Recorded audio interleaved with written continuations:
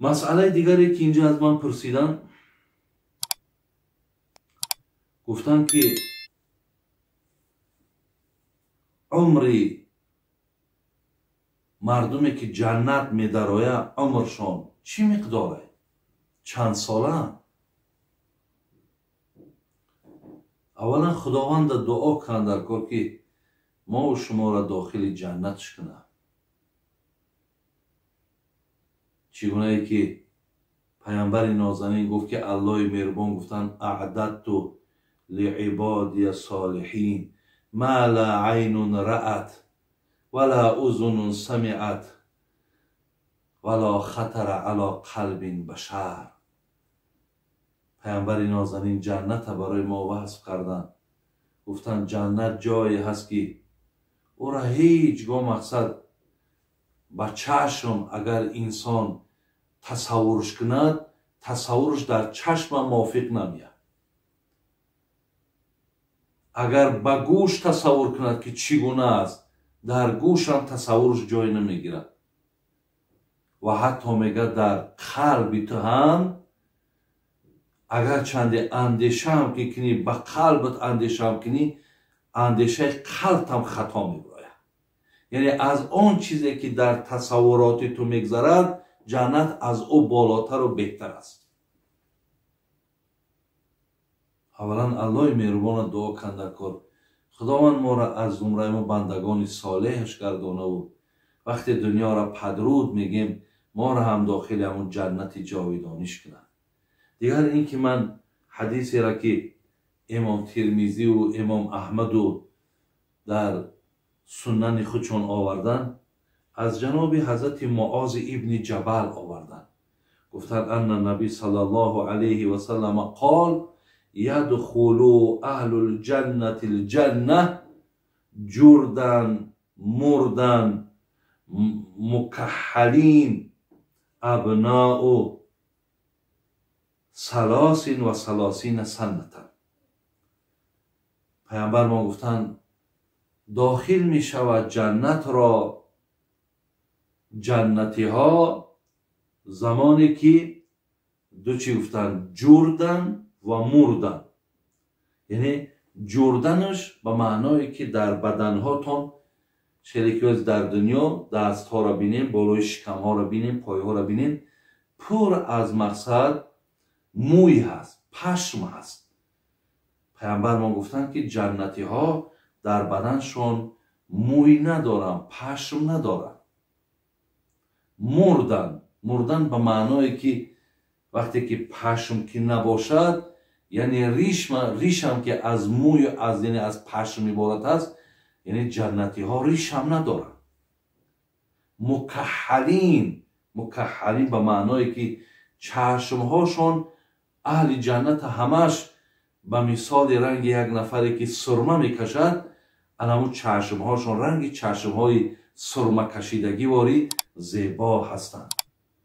و زمانی که داخل می شوند عمرهاشون 33 ساله هستند. البته در 33 سالگی هم حکمتش میگه که وقتی همون کمال عمر، وقتی همون توانایی و قوتی گویم خواه مرد باشد خواه زن باشد در همین 33 سالگی است. برای همین هر نفری که داخل جنت می شود حتما عمر او با 33 هست. و در دیگر حدیث هایی که حتی امام بخاری هم آوردن، قد ما و شما قدی خواه زنها باشه خواه مردها باشن 60 گز هست. 60 گز را اگر برادرای عزیز گز هر خیلی حساب میکنن، اگر من مثالی نوازی 50 حساب کنم، یعنی یک گز اگر 50 سانتی متر باشد، خب با 60 که ضربش کنیم قد ما و شما در جنت 30 متر می شود. 30 متر یعنی همین قد حضرت آدم داشته است. پیامبر ما گفت چگونه ای که پدرتان حضرت آدم قدش 30 گز بود، یعنی 30 متر بود، قد شما هم به همین مقدار می شود و بعد داخلی جنت می شود. زیرا برادران عزیز بعضی ها می پرسند با این قد بلند، زیرا که در جنت کوشک ها و گویم هر چیزی را که الله مهربان برای بندگان صالحش آماده کرده است اونجا در بسیار عمارت های بلندی هست. حتی پیامبر ما گفت عمارتی در داخل می شود جنتی که از همون تیرزه وقتی گویم کلش می براره و نگاه میکند ستاره ها در پیششند. برای همین برادرای عزیز یعنی قدی بلند هم به خاطر آن است که اونجا در کوشکهاش بلند است، راحتش بلند است. الله مهربان همه ما و شما را داخل این جنتی جاویدانیش کند. دیگر سوالی که در اینجا من دیدم گفته است بابا جان شخصانی هستند که ما را از پدر و مادر حقارت میکنند. آیا ما حق لط و کوبی اونها را داریم؟ میگه ادب از کی آموخته؟ بود از بی ادب. هرچی اونها بد کردن در نظر من بد آمد، من او را ترک کردم. یعنی نفرهایی هستند که ما و شما را از پدر و مادر، ای زن و فرزند حقارت میکنند، ولی در عوض او اگر ما هم اونها را ای پدر و مادر و زن و فرزنداشون که حقارت کنیم، بین او و بین ما و تو چی فرقه؟ هیچ فرقی نیست. ما در سوره فرقان آیت داریم اعوذ بالله من الشیطان الرجیم و عباد الرحمن الذين يمشون على الارض حونا و اذا خاطبهم الجاهلون قالوا سلاما. الله مهربان میگه چند نفری هست که اینها حق دارن که بگن ما بندگان الله هستیم. یکی از این نفرها آن کسی هست که وقتی که برای او الله مهربان مبلغ میته، منصب میته، آبرو میته، در عوض اینها این آدم تا چند تواضع و خاکساریش زیاد میشود، نه کبر و هوا بلندیش. یکی از بندگان رحمان همین است که الله مهربان هر چی بر اون نصیب میکنه این تا چند شکرگزاریش زیاد میشود، تا چند با رو با اطاعت و عبادت خدا میاره. دیگر نفری که الله گفت میتواند که بگد که من بنده الله هستم، هرگاهی که انمی خیل جاهل ها، انمی خیل ابله ها، انمی خیل نفرهای بگیم اینها را به پدر میگن، اینها را به تربیه میگن، نفری که وقتی در دهنش حقارت هست، وقتی شرم نکرده خودش پدر داره، مادر داره، زن داره، وقتی پدری تره، مادری تره، زنی تره حقارت میکنه، وقتی حقارت کرد الله را به چی میگه؟ قالوا سلاما. شما هیچ وقت به اینها حقارت نکنید، بلکه راهی از پیشون اگر رفتن باشد حرکت کنید که تیزتر از پیشون دور برید، نه در حضور اینها نیستید. برای همین خواهری برادری هیچ وقت در عوض حقارت میکردگی امکان باشد بگو الله مهربان اگر قابل هدایت باشی هدایتت کند. الله مهربان مقصد این خصلت رذیله که تو داری خدای مهربان ای وجود دور کنه. شیخ سعدی میگفت اگر این درنده خویی زی طبیعتت بمیرد همه عمر زنده باشی با روان آدمیت. اگر انامین طبیعت درنده خویی، اگر همین طبیعتی بسیار بد اگر ای وجود دور شید، انا اینجا در تو مقصد همچو فرزند آدم به حساب میره. دعا که که خدای مهربان مقصد همین همچو فرزند آدم، همچو طبیعت انسانی را به این نفر الله مهربان نصیب کنه. دقش دعا کنی. ما حدیث داریم امام ابو داود و امام ترمذی اسنادش حسن میگن، راویش ابی امامه هست. میگه پیامبر گرامی گفتند انا زعیم ببیت فی ربد الجنه لمن ترك المراء و این کان محقا. ببینید پیامبر نازنین چی گفتن؟ گفتن که من ضامن، من کفیل که تو در یکی از طبقه های جنت، یعنی جنت اگر خیلی دوزخ طبقه دارد، جنت هم طبقه پایان دارد، بین دارد، بالا دارد. من ضامن که تو را در طبقه همین پایان از جنت از الله درخواست میکنم، خواهش میکنم که تو را در همین گویم منزل پایان از جنت تو را جای کند، زمانی که اگر دست از جنجال، دست از بدگویی اگر تو برداری، اگرچه حق به جانب تام باشد، و این کان محقا، اگر حق به جانب تام که باشد، همونجا می شود که مقصد یک جنجال را برپا کنی، می شود که در همونجا مقصد تو یک غوغای را برپا کنی. اینه که وقتی نمیکنی همین را، پیامبر گفتن که من تو را مقصد در یکی از همون طبقه های جنت از الله خواهش میکنم که تو را جای کنه. در دوامش گفتن انا زعیم ببیت فی وسط الجنه لمن ترک الکذب و این کان مازحا. حضرت گفت که در طبقه بین جنت، مرکز جنت، الله را میگم تو را جای کنه، زمانی که اگر تو در دنیا دروغ نگوی، اگر چندی که دروغت به شوخی هم که باشد، دروغ نگو، در مرکز جنت از الله مهربان خواهش میکنم الله تو را در مرکز جنتش جا میکنه.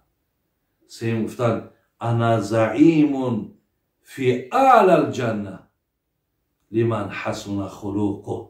گفتن در بالاترین جنت را جنت الفردوس میگن.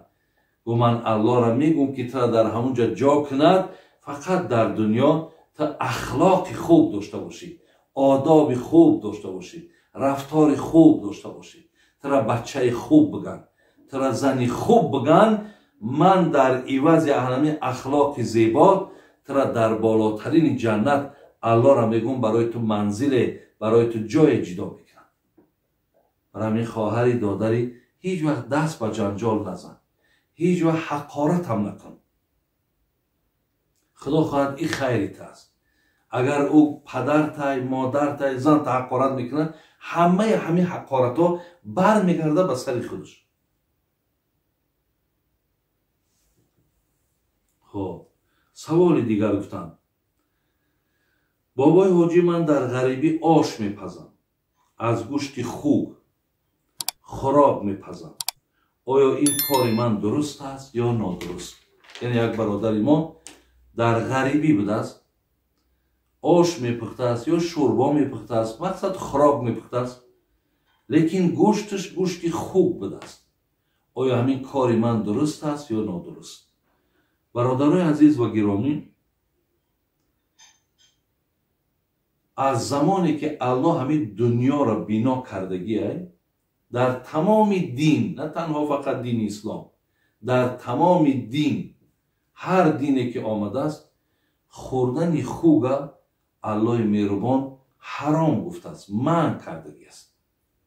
از آن جمله من در قرآن دیدم، در 5 جای قرآن الله مهربان در اطراف حرام بودن و بد بودن خوب در 5 جای قرآن خداوند به ما اشاره کرد. یکم سوره بقره آیت 173، سوره مائده آیت 3، سوره نحل آیت 115، سوره مائده آیت 60، سوره انعام آیت 145.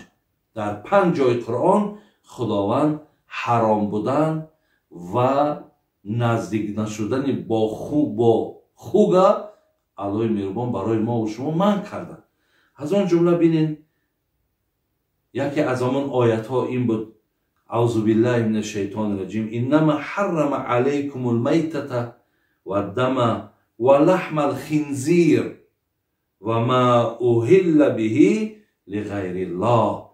الله مهربان میگه من برای شما حرام گفتم خود مرده را. خود مردهش همین سحر میخیزی گاو داری، گوسفند داری، مرغ داری، میخیزی که حرام شدگیه، مردگیه. انامور هم حق مقصد ما خوردن نداریم دیگه. وقتی که حرام شید خود مرده، خودش مرده است، او را دیگه حق خوردن نداریم. حتی اگر ماهی هم از پیش خودش اگر بمبره، یعنی مثال بگیم او را از آب بیرونش نکنیم، یعنی یگان سبب نباشد، سبب ها نباشد، اگر خودش از پیش خود ماهی هم که اگر مرد حق خوردن شما نداره. همچنان مال ها را هم خدای مهربان چی گفت؟ میتته، خود مرده را هم حق خوردن نداره. و دم، خیلی دم خون هم الله مهربان گفت حکمش حرام است، نه خوردنش اجازته. اگر در بدنمون هم کی زد او به نماز میکنه. و لحم الخنزیر، الله مهربان گفت دیگر چیزی که برای شما حرام گفتن این گوشت خوک هست. و ما اوهل به لغیر الله، و هر یک مالی را که شما اگر به بسم الله اگر ذبح کنین این هم برای شما خوردنش حلال نیست. حتما مالا که وقتی ما میکشیم باید بسم الله الله اکبر بعد کار در دهل که ما حیوان برادرای عزیز ما میتوانیم. یا هر یک مالی که بهری مقصد برای بوتها، پیشوی بوتها دا میکشتن، این انامین ها هم برادرای یا نزد مخلوق مثال ذبح میکنن، انامی ها هم حلال نیستن برادرای عزیز. وقتی که من یک مال میگیرم مثال میبرم در ماها وقتش بسیار بدمی به خاطر مقصد حضرت فلانی، به خاطر حضرت فلانی گفته، وقتی به خاطر امنا که اگر ذبحش هم کردی انامی جا هم خوردنش حلال نمیگه.